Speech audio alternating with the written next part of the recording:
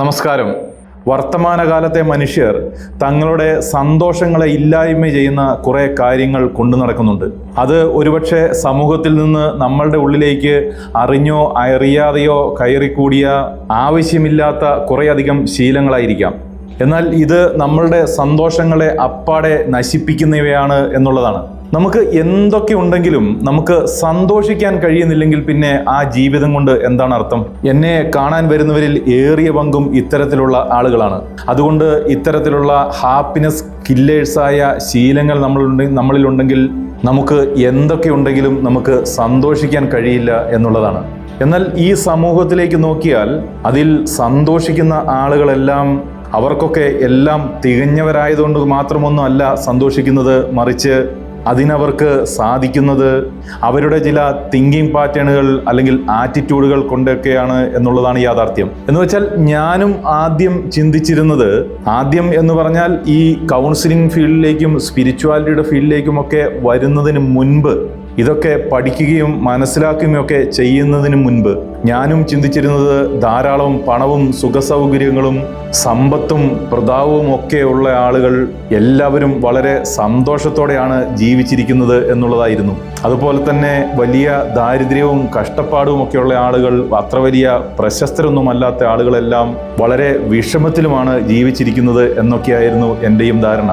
പക്ഷേ ഈ ഫീൽഡിലേക്ക് വന്നതിന് ശേഷം എനിക്ക് മനസ്സിലായി ഞാൻ ധരിച്ചു വെച്ചിരുന്ന ഈ രണ്ട് കാര്യങ്ങളും തെറ്റായിരുന്നുവെന്ന്. എന്ന് വെച്ചാൽ ഒരു വ്യക്തി സന്തോഷത്തിലാണോ ദുഃഖിതനാണോ എന്നൊക്കെ ആ വ്യക്തിയുടെ കയ്യിലുള്ള മറ്റ് റിസോഴ്സുകളുമായി ബന്ധപ്പെട്ടത് മാത്രമൊന്നുമല്ല എന്നതാണ് യാഥാർത്ഥ്യം. സന്തോഷം എന്നത് ഒരു മനോഭാവം കൂടിയാണ്. പക്ഷേ ഞാൻ ഈ പറഞ്ഞ പണവും പ്രശസ്തിയും സുഖസൗകര്യങ്ങളുമൊക്കെ നമ്മുടെ സന്തോഷത്തിനെ വളരെയധികം സ്വാധീനിക്കുന്നുണ്ടാവാം. പക്ഷേ അത് മാത്രമാണ് ഇതിൻ്റെയൊക്കെ മാനദണ്ഡം എന്ന് കരുതരുത് എന്ന് മാത്രമാണ്. ഒരു ഉദാഹരണം പറഞ്ഞാൽ, കയ്യിൽ ₹1 വിലുമില്ലാത്ത ഒരു വ്യക്തിയെ സംബന്ധിച്ചിടത്തോളം അയാളുടെ കയ്യിൽ പൈസ വരുമ്പോഴായിരിക്കും അയാൾക്ക് സന്തോഷിക്കാൻ സാധിക്കുന്നത്. അതൊരു സത്യം തന്നെയായിരിക്കാം. പക്ഷേ ഞാൻ പറഞ്ഞു വെച്ചത് മറ്റൊരു കാര്യമാണ്. നമുക്ക് ആവശ്യമുള്ളതെല്ലാം നമ്മളുടെ കയ്യിൽ എത്തിച്ചേർന്നതിന് ശേഷം മാത്രം സന്തോഷിക്കാം എന്ന് തീരുമാനിച്ചാൽ, അല്ലെങ്കിൽ അതിനുശേഷം മാത്രമേ സന്തോഷിക്കാൻ സാധിക്കൂ എന്ന് തീരുമാനിച്ചാൽ അത് ശരിയല്ല എന്ന് മാത്രമാണ്. എന്ന് വെച്ചാൽ ഞാൻ നേരത്തെ പറഞ്ഞതുപോലെ നമ്മൾ മനസ്സിലാക്കേണ്ടത് സന്തോഷം എന്നത് ഒരു മനോഭാവം കൂടിയാണ് എന്നുള്ളതാണ്. അതൊരു തരം ജീവിത രീതിയുമായി ബന്ധപ്പെട്ടതാണ്. അത് നമ്മൾ മനസ്സിൽ തീരുമാനിക്കുന്ന കാര്യങ്ങളാണ് എന്നുള്ളതാണ്. എന്ന് വെച്ചാൽ നമ്മുടെ സന്തോഷത്തിന് ബാഹ്യ സാഹചര്യങ്ങളുമായി എപ്പോഴും വലിയ ബന്ധമൊന്നും ഉണ്ടായിക്കൊണ്ടിരിക്കണമെന്ന് നിർബന്ധമൊന്നുമില്ല എന്നർത്ഥം. അപ്പോൾ അത്തരത്തിൽ നമുക്ക് എന്തൊക്കെ ഉണ്ടെങ്കിലും ഇല്ലെങ്കിലും നമ്മുടെ സന്തോഷങ്ങളെ നശിപ്പിക്കുന്ന ചില സ്വഭാവങ്ങൾ അല്ലെങ്കിൽ ശീലങ്ങളുണ്ട്. അതിനെയൊക്കെ ജീവിതത്തിൽ നിന്ന് നമുക്ക് ഉപേക്ഷിക്കാൻ സാധിച്ചാൽ ഏത് സാഹചര്യത്തിലും നമുക്ക് സന്തോഷിക്കാൻ സാധിക്കും എന്നുള്ളതാണ്. അത്തരത്തിൽ നമ്മുടെ സന്തോഷങ്ങളെ നശിപ്പിക്കുന്ന ശീലങ്ങളെപ്പറ്റിയും അതിനുള്ള പ്രതിവിധികളെയും പറ്റിയാണ് നമ്മൾ ഇന്ന് സംസാരിക്കാൻ പോകുന്നത്. അല്ലെങ്കിൽ അതിനുള്ള പ്രതിവിധികളാണ് ഞാൻ ഈ വീഡിയോയിലൂടെ പറഞ്ഞു തരാൻ പോകുന്നത്. അതിൽ ഏറ്റവും പ്രധാനപ്പെട്ടത് പ്രശ്നങ്ങളെ നമ്മൾ അപ്രോച്ച് ചെയ്യുന്ന രീതിയെ മാറ്റുക എന്നുള്ളതാണ്. എന്ന് വെച്ചാൽ നമ്മളുടെ ജീവിതത്തിൽ പ്രശ്നങ്ങൾ ഇങ്ങനെ ഓരോന്നായി വന്നുകൊണ്ടേയിരിക്കും. കടലിലെ തിരമാലകൾ പോലെയാണ് പ്രശ്നങ്ങൾ എന്ന് പറയാം. അതുകൊണ്ട് തന്നെ കടലിലെ ആ തിരമാലകളെല്ലാം ഒതുങ്ങിയതിന് ശേഷം മാത്രം കടലിലേക്ക് ഇറങ്ങാം എന്ന് വിചാരിച്ചിരുന്നാൽ, അല്ലെങ്കിൽ അങ്ങനെ പറഞ്ഞ് വെയിറ്റ് ചെയ്താൽ നമുക്ക് എപ്പോഴെങ്കിലും കടലിലിറങ്ങാൻ സാധിക്കുമോ? ഇല്ല എന്നുള്ളതല്ലേ ഉത്തരം. കാരണം കടലിലെ തിരമാലകളെല്ലാം അവസാനിക്കുന്ന ഒരു ദിവസം ഒരിക്കലും ഉണ്ടാവില്ലല്ലോ. തിരമാലകൾ ഓരോന്നിനു പുറകെ ഒന്നായി ഇങ്ങനെ വന്നുകൊണ്ടേയിരിക്കും. അതുകൊണ്ട് നിങ്ങൾക്ക് കടലിൽ ഇറങ്ങണമെന്ന് ആഗ്രഹമുണ്ടെങ്കിൽ ആ തിരമാലകളുടെ ഒക്കെ ഇടയിലൂടെ തന്നെ ജാഗ്രതയോടെ കടലിലേക്ക് ഇറങ്ങുക എന്നതും മാത്രമേ മാർഗമുള്ളൂ. ഇത് തന്നെയാണ് ജീവിതം. ജീവിതത്തിൽ പ്രശ്നങ്ങൾ അവസാനിക്കുന്ന ഏതെങ്കിലും ഒരു ദിവസം ഉണ്ടാവുമോ? പ്രശ്നങ്ങൾ തിരമാലകൾ പോലെ ഒന്ന് കഴിയുമ്പോൾ മറ്റൊന്ന് എന്ന രീതിയിൽ ഇങ്ങനെ വന്നുകൊണ്ടേയിരിക്കും. എന്നാൽ ഈ പ്രശ്നങ്ങളെയൊക്കെ നമ്മൾ അപ്രോച്ച് ചെയ്യുന്ന രീതി, അതാണ് നമ്മൾ മാറ്റേണ്ടത്. എന്നാൽ പ്രശ്നങ്ങൾ ഒരു വശത്ത്, മറുവശത്ത് പ്രശ്നങ്ങളെപ്പറ്റി നമ്മൾ ചിന്തിക്കുന്ന രീതി, അതിലാണ് നമ്മൾ ശ്രദ്ധിക്കേണ്ടത്. എന്ന് വെച്ചാൽ നമ്മൾക്ക് മുൻപിൽ ഒരു പ്രശ്നം വന്ന് നിൽക്കുകയാണെങ്കിൽ അതിനെ രണ്ട് രീതിയിൽ നമുക്ക് ചിന്തിക്കാൻ പറ്റും. അത് ഏതൊക്കെയാണെന്നറിയാമോ? ഒന്ന് പ്രോബ്ലം ഓറിയന്റഡ് തിങ്കിങ്, രണ്ട് സൊല്യൂഷൻ ഓറിയന്റഡ് തിങ്കിങ്. ഈ രണ്ട് രീതിയിലേ നമുക്ക് ചിന്തിക്കാൻ പറ്റൂ. എന്ന് വെച്ചാൽ നമ്മുടെ മുമ്പിൽ ഒരു പ്രശ്നം വരുമ്പോൾ ആ പ്രശ്നത്തെക്കുറിച്ച് മാത്രം ചിന്തിക്കുന്നു എന്നുള്ളതാണ്. ആ പ്രശ്നത്തിൻ്റെ ഡെപ്ത്, ഹൈറ്റ്, ആ പ്രശ്നം ഉണ്ടാക്കി തന്ന ആളാരാണ്, അതെന്തുകൊണ്ടാണ് ഉണ്ടായത്, ഈ മാരണങ്ങളൊക്കെ എന്താണ് എൻ്റെ തലയിലേക്ക് മാത്രം വരുന്നത്, ഇനിയിപ്പോൾ ഇത് എന്തായി തീരും എന്നിങ്ങനെ പ്രശ്നത്തിൻ്റെ വിവിധ വശങ്ങളെപ്പറ്റി മാത്രം ചിന്തിച്ചുകൊണ്ടിരിക്കുന്നു. ഇതിനെയാണ് പ്രോബ്ലം ഓറിയന്റഡ് തിങ്കിങ് എന്ന് പറയുന്നത്. ഇനി നിങ്ങൾ ഇത്തരം ഒരു സാഹചര്യത്തിൽ പരീക്ഷിച്ചു നോക്കേണ്ട ഒരു കാര്യം എന്താണെന്ന് അറിയാമോ? ഒരു പ്രശ്നം നിങ്ങൾ അഭിമുഖീകരിക്കുന്ന സമയത്ത് ഞാൻ നേരത്തെ പറഞ്ഞതുപോലെ ആ പ്രശ്നത്തെക്കുറിച്ച് റിസർച്ച് നടത്താനൊന്നും പോകണ്ട. പകരം പ്രശ്നം എന്താണ് എന്ന് ഏകദേശം ഐഡന്റിഫൈ ചെയ്ത് കഴിഞ്ഞാൽ പിന്നെ നേരെ പരിഹാര മാർഗങ്ങൾ തിരയാൻ ശ്രമിക്കുക. ഇത്തരം ഒരു പ്രശ്നം വരുമ്പോൾ ഏതൊക്കെ തരത്തിലുള്ള പരിഹാര മാർഗങ്ങളാണ് ഈ ലോകത്തുള്ളത്? ഒരു മനുഷ്യന് ലോകത്ത് ആദ്യമായിട്ടാണോ ഇത്തരത്തിലുള്ള ഒരു പ്രശ്നം വരുന്നത്? ഞാനാണോ ഇത്തരത്തിലുള്ള ഒരു പ്രശ്നത്തെ അഭിമുഖീകരിക്കുന്ന ലോകത്തെ ആദ്യത്തെ വ്യക്തി എന്നൊക്കെ ചിന്തിക്കുക. എന്ന് വെച്ചാൽ നിങ്ങളായിരിക്കില്ല അതുപോലെയുള്ള പ്രശ്നങ്ങളെ അഭിമുഖീകരിക്കുന്ന ലോകത്ത് ആദ്യത്തെ വ്യക്തി എന്ന് ഉറപ്പല്ലേ? ഇതേപോലത്തെ പ്രശ്നം ഇതിനു മുമ്പ് പലർക്കും വന്നിട്ടുണ്ടാവും. അപ്പോൾ അത്തരം സാഹചര്യങ്ങളിലൊക്കെ അവരൊക്കെ ഏത് തരത്തിലുള്ള സൊല്യൂഷൻസ് ആയിരിക്കും ഉപയോഗിച്ചിട്ടുണ്ടാവുക, അല്ലെങ്കിൽ ഉപയോഗിക്കാറ്? ഈ പ്രശ്നത്തിന് എനിക്കിവിടെ എന്തൊക്കെ സൊല്യൂഷൻസ് ആണ് ഉപയോഗിക്കാൻ പറ്റുക? ആ സൊല്യൂഷൻസ് ഇംപ്ലിമെന്റ് ചെയ്യാൻ വേണ്ടി ഞാൻ ഏത് തരത്തിലുള്ള സ്റ്റെപ്പാണ് ആദ്യമായി എടുക്കേണ്ടത്? ഞാൻ എന്തെല്ലാം മുൻകരുതലുകൾ എടുക്കണം? അതിനായി ഞാൻ എന്തെല്ലാം റിസോഴ്സസ് കണ്ടെത്തണം? ഞാൻ അതിന് ഏതൊക്കെ വ്യക്തികളെ സമീപിക്കണം? ഇത്തരത്തിൽ സൊല്യൂഷൻസിന്റെ സൈഡിനെ ചിന്തിച്ചു തുടങ്ങുക. എന്ന് വെച്ചാൽ പ്രശ്നത്തിന്റെ സൈഡ് ഒരു വശത്ത് നടന്നുകൊണ്ടിരിക്കുന്ന അതേ സമയത്ത് തന്നെ ഇപ്പോൾ നിങ്ങളുടെ വീടിന് തീ പിടിച്ചു എന്നുള്ളതാണ് നിങ്ങളുടെ മുമ്പിലുള്ള പ്രശ്നം എന്ന് കരുതുക. നിങ്ങൾക്കിത് പെട്ടെന്ന് മനസ്സിലാവാൻ വേണ്ടിയാണ് കേട്ടോ ഞാൻ ഈ ഉദാഹരണം പറയുന്നത്. അപ്പോൾ നമ്മളുടെ വീടിന് തീ പിടിച്ചു എന്നുള്ളതാണ് മുൻപിൽ നടക്കുന്ന പ്രശ്നമെങ്കിൽ എവിടെയൊക്കെയാണ് തീ പിടിക്കുന്നത്? സിറ്റൗട്ടിന് തീ പിടിച്ചിട്ടുണ്ടാവുമോ? ഈ തീ എവിടുന്ന് വന്നു? അതിൻ്റെ അളവ് എത്രയുണ്ട്? ചൂട് എത്രയുണ്ട്? ആരായിരിക്കും ഇതിന് ഉത്തരവാദി എന്നൊക്കെ ഈ സമയത്ത് ചിന്തിച്ചിട്ട് കാര്യമുണ്ടോ? ഉറപ്പായിട്ടും അങ്ങനെയൊന്നും ആ സമയത്ത് ചിന്തിച്ചിട്ട് കാര്യമില്ല എന്നല്ലേ ഉത്തരം. അങ്ങനെയാണെങ്കിൽ പകരം നമ്മൾ എന്താണ് ചെയ്യേണ്ടത്? ആ തീ അണയ്ക്കാൻ ഈ മൊമെന്റിൽ എനിക്ക് എന്തൊക്കെ ചെയ്യാൻ പറ്റും എന്നല്ലേ ചിന്തിക്കേണ്ടത്. ഇതിനെയാണ് സൊല്യൂഷൻ ഓറിയന്റഡ് തിങ്കിങ് എന്ന് പറയുന്നത്. ഇതുപോലെ തന്നെ നിങ്ങളുടെ ജീവിതത്തിലും ഒരു പ്രശ്നം വരുമ്പോൾ ആ പ്രശ്നത്തെപ്പറ്റി ഒരുപാട് പറയാനും കേൾക്കാനും ഒന്നും പോവാതിരിക്കുക. അതിനെപ്പറ്റി ചർച്ച ചെയ്ത് അതിനെ വലുതാക്കാൻ നിൽക്കാതിരിക്കുക. അതിനു പകരം പരിഹാരത്തെക്കുറിച്ച് ചിന്തിക്കുക. പരിഹാരം ഇംപ്ലിമെന്റ് ചെയ്യാൻ ശ്രമിക്കുക. ഒരു പ്രശ്നത്തിന് പരിഹാരമുണ്ട് എങ്കിൽ പിന്നെ എന്തിനാണ് നമ്മൾ ഒരുപാട് ചിന്തിക്കാൻ ശ്രമിക്കുന്നത്? ആ പരിഹാരം തേടിപ്പിടിച്ചങ്ങ് ചെയ്താൽ പോരെ. ബാക്കി ചിന്തകൾക്കൊക്കെ ധാരാളം സമയം ഇനിയും ബാക്കിയുണ്ടല്ലോ. ഇനി ചിലരുടെ മരണം പോലുള്ള പരിഹാരമില്ലാത്ത ചില പ്രശ്നങ്ങളാണ് എന്ന് വിചാരിക്കുക. അങ്ങനെയുമുണ്ടല്ലോ നമ്മുടെ ലോകത്ത് പരിഹാരമില്ലാത്ത അനേകം ചില വിഷയങ്ങൾ.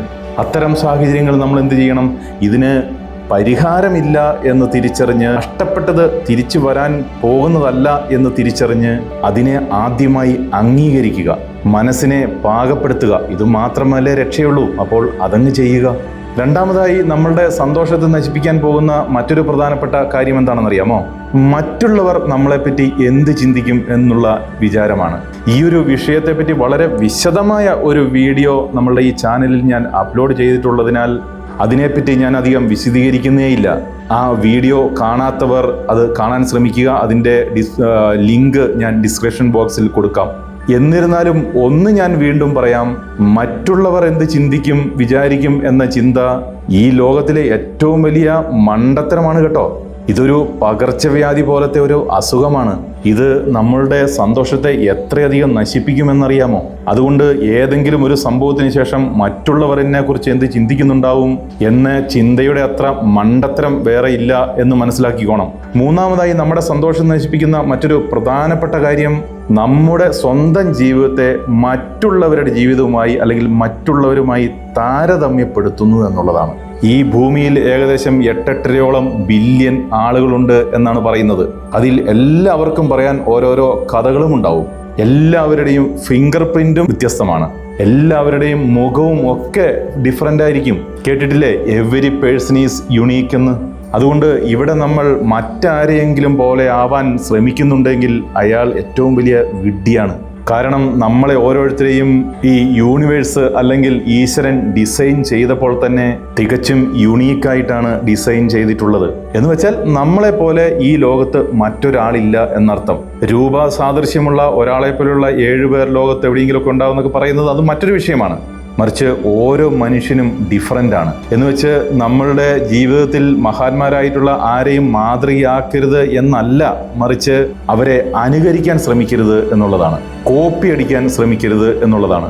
ഒരുപക്ഷെ പരീക്ഷാ ഹാളിൽ കോപ്പി അടിച്ചാൽ ഇൻവിജിലേറ്റർ പിടിച്ചില്ല എങ്കിൽ ചിലപ്പോൾ നിങ്ങൾ വിജയിച്ചേക്കാം. കാരണം ആ ഹാളിൽ ഇരിക്കുന്ന എല്ലാവരുടെയും ക്വസ്റ്റ്യൻ പേപ്പർ ഒന്നായിരിക്കും. അതുകൊണ്ട് തന്നെ ഉത്തരങ്ങളും ഏകദേശം ഒന്നായിരിക്കണമല്ലോ വരേണ്ടത്. എന്ന് വെച്ച് ജീവിതത്തിൽ നിങ്ങൾ ആരെയും കോപ്പി അടിച്ചാൽ വിജയിക്കില്ല. കാരണം ഓരോരുത്തരുടെയും ജീവിതത്തിൽ വരുന്ന ചോദ്യപേപ്പർ വ്യത്യസ്തമാണ്. അതുകൊണ്ട് നിങ്ങളെപ്പോഴും നിങ്ങളുടെ ജീവിതത്തിലേക്ക് നോക്കുക. നിങ്ങൾ ആരെയും നോക്കി കോപ്പി അടിക്കാനൊന്നും നിൽക്കണ്ട. ലോകത്തിൽ നിന്ന് ഒരുപാട് കാര്യങ്ങൾ പഠിക്കാം. പക്ഷേ നിങ്ങളുടെ കഴിവുകൾ, നിങ്ങളുടെ ദൗർബല്യം, നിങ്ങളുടെ മികവുകൾ ഇതിനെക്കുറിച്ചൊക്കെ മനസ്സിലാക്കുകയും നിങ്ങൾക്ക് എന്ത് ചെയ്യാൻ സാധിക്കുമെന്ന് മനസ്സിലാക്കുകയും അങ്ങനെ നിങ്ങളെ നിങ്ങൾക്കും ഈ ലോകത്തിനും ഉപകാരപ്പെടുന്ന രീതിയിൽ എങ്ങനെ ഉപയോഗിക്കാം എന്നതിനെക്കുറിച്ച് മാത്രം ചിന്തിക്കുക. അങ്ങനെ നിങ്ങളെ തന്നെ ഈ ലോകത്തിനു മുമ്പിൽ യോഗ്യമായ രീതിയിൽ പ്രസന്റ് ചെയ്തു കഴിഞ്ഞാൽ നിങ്ങൾക്ക് വേണ്ടതെല്ലാം ഈ ലോകത്തിൽ നിന്ന് തിരിച്ചു കിട്ടും എന്നുള്ളതാണ്. എന്ന് വെച്ചാൽ മറ്റുള്ളവരുമായി സ്വന്തം ജീവിതത്തെ താരതമ്യപ്പെടുത്തി നിങ്ങളുടെ സ്വന്തം സന്തോഷം നശിപ്പിക്കുന്നതിന് പകരം സ്വന്തം പൊട്ടൻഷ്യൽസും മനസ്സിലാക്കി നിങ്ങൾ നിങ്ങളുടേതായ രീതിയിൽ വളരാൻ ശ്രമിക്കുക. അതുപോലെ തന്നെ നിങ്ങളുടെ സന്തോഷം നശിപ്പിക്കുന്ന 4ാമത്തെ പ്രധാനപ്പെട്ട ഒരു കാര്യം എന്താണെന്നറിയാമോ? അത് മറ്റൊന്നുമല്ല, നമ്മളോട് ഇടപെടുന്ന അല്ലെങ്കിൽ നമ്മളുടെ കൂടെയുള്ള നമ്മളോടൊപ്പം ജീവിക്കുന്ന എല്ലാവരിലും പൂർണ്ണത പ്രതീക്ഷിക്കുന്നു എന്നുള്ളതാണ്. എല്ലാവരെയും നിങ്ങൾ പെർഫെക്റ്റായി കാണാൻ ശ്രമിക്കുന്നു എന്നുള്ളതാണ്. ഉദാഹരണം പറഞ്ഞാൽ നിങ്ങളുടെ ഭാര്യ അല്ലെങ്കിൽ ഭർത്താവ് ഒക്കെ 100% പെർഫെക്റ്റ് ആയിരിക്കണം എന്ന് നിങ്ങൾ ആഗ്രഹിക്കുന്നു. അതുപോലെ തന്നെ നമ്മുടെ അച്ഛനും അമ്മയും സഹോദരങ്ങളും കുട്ടികളും കൂട്ടുകാരും മറ്റ് ബിസിനസ് പാർട്ട്നേഴ്സും എല്ലാം പെർഫെക്റ്റ് ആയിരിക്കണം എന്ന് നിങ്ങൾ ആഗ്രഹിക്കുന്നു. എന്നാൽ ഒരു സത്യം എന്താണെന്നറിയാമോ? നിങ്ങളടക്കം എല്ലാവരും ഈ ലോകത്ത് ഇംപെർഫെക്റ്റ് ആണ്. ആരും പൂർണ്ണരല്ല. അതുകൊണ്ട് തന്നെ ഈ യാഥാർത്ഥ്യം നിങ്ങൾ അംഗീകരിക്കാത്തിടത്തോളം കാലം നിങ്ങൾ എല്ലാവരെയും കുറ്റം പറഞ്ഞുകൊണ്ടേയിരിക്കും. അത് നിങ്ങളുടെ സമാധാനത്തെയും സന്തോഷത്തെയും നശിപ്പിക്കും എന്നുള്ളതാണ്. അതുകൊണ്ട് ഒരു കാര്യം തീരുമാനമെടുക്കുക: മറ്റാരെയും നന്നാക്കാൻ നമ്മൾ ശ്രമിക്കേണ്ടതില്ല. നമ്മളുടെ ജീവിതം ഡിസൈൻ ചെയ്യാൻ നമ്മൾ മറ്റാരെയും ഏൽപ്പിക്കരുത്. അതുപോലെ തന്നെ മറ്റാരുടെയും ജീവിതം ഡിസൈൻ ചെയ്യാൻ നമ്മളും പോകേണ്ടതില്ലെന്നേ. അത് നമ്മുടെ മാത്രം ഉത്തരവാദിത്വമാണ് എന്ന് തിരിച്ചറിഞ്ഞ് സന്തോഷത്തോടെ ജീവിക്കാൻ ശ്രമിക്കുക. ബാക്കിയെല്ലാം ഈ യൂണിവേഴ്സിൽ നിന്ന് നിങ്ങളിലേക്ക് എത്തിച്ചേർന്നുകൊള്ളും എന്ന് ദൃഢമായി വിശ്വസിക്കുക. അപ്പോൾ ഈ വീഡിയോ എല്ലാവരും വളരെ ശ്രദ്ധയോടെ കേട്ട് അതുപോലെ തന്നെ ജീവിക്കാൻ എല്ലാവർക്കും സാധിക്കട്ടെ എന്ന് ആശംസിക്കുന്നു. ഈ വീഡിയോ ഇഷ്ടപ്പെട്ടിട്ടുണ്ടെങ്കിൽ തീർച്ചയായിട്ടും ലൈക്ക് ചെയ്യാൻ മറക്കരുത്. ഈ വീഡിയോയെ പറ്റിയുള്ള അഭിപ്രായങ്ങൾ നിങ്ങൾ കമൻറ്റ് ബോക്സിൽ രേഖപ്പെടുത്തണം. ഇത്തരത്തിലുള്ള വീഡിയോകൾ വീണ്ടും ലഭിക്കുന്നതിനായി സബ്സ്ക്രൈബ് ചെയ്യാത്തവരാണ് ഇത് കാണുന്നതെങ്കിൽ ദയവ് ചെയ്ത് ഈ ചാനൽ സബ്സ്ക്രൈബ് ചെയ്യുക. ഈ അറിവ് നിങ്ങൾക്ക് ഉപകാരപ്പെട്ടുവെന്ന് വിശ്വസിക്കുന്നെങ്കിൽ മറ്റുള്ളവർ കൂടി ഇത് ഷെയർ ചെയ്തു കൊടുക്കുക. അപ്പോൾ മറ്റൊരു വീഡിയോയിൽ വീണ്ടും കാണും വരെ നന്ദി, നമസ്കാരം.